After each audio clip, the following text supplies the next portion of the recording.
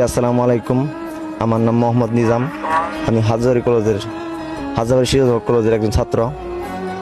আমি বিগত 2 বছর যাবৎ এই কলেজে পড়াশোনা করতেছি। আজ আমাদের বিদায় অনুষ্ঠান। এটা আমাদের লাস্ট বিদায় অনুষ্ঠান না, আমাদের বিদায় অনুষ্ঠান অনেক হয়ে গেছে।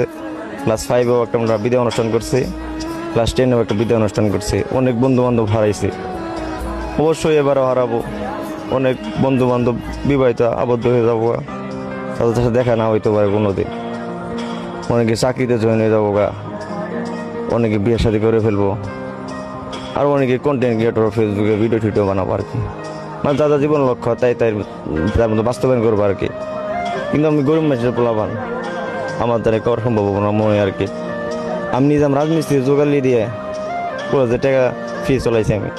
হাজারি স্যার, তাকে আমি গার্জেন হিসেবে মানি, সে আমাকে অনেক টাকা স্যাক্রিফাইস করছে। আশিক স্যার, তাদের কথা বলার মতো না।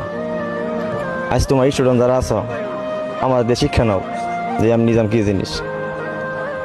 আর তোমাদের মধ্যে এরকম কেউ নাই যে রাজমিস্ত্রি জোগালি দিয়ে পড়াশোনা করো। তুমি পাবে যদি 2500 টাকা দেয়, তুমি মনে করো এর মধ্যে মনে করো 2000 টাকা দিয়ে মনে করো 500 টাকা মেরে তো।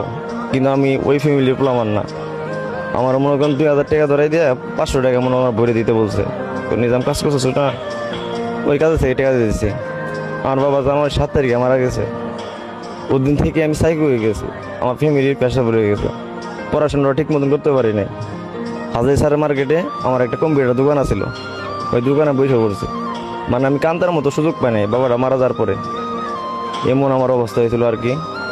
আর এরপরে আমি গেলাম রাজমিস্ত্রির জগতে, রাজমিস্ত্রির কাম শেখা শুরু করলাম। আস্তে আস্তে কাজ করতে করতে আমি মিস্ত্রি হয়ে গেলাম গা। মিস্ত্রি একদিন বললাম, দাদা আমি গরিব মানুষের পোলাপান, আমার যেমনি ওস্তাদ আমার মিস্ত্রি বানাই দেন। উস্তাদ জোগালি দিয়ে আমার মিস্ত্রি বানিয়ে দিয়েছে। নাম হয়েছে মোহাম্মদ তারেক। ভাই আমার 3 দিনে মিস্ত্রি বানিয়ে দিচ্ছে। একটা মিস্ত্রি তুলছা, একটা জোগালিটা 3 দিনে মিস্ত্রি বানিয়ে দিতে পারবো।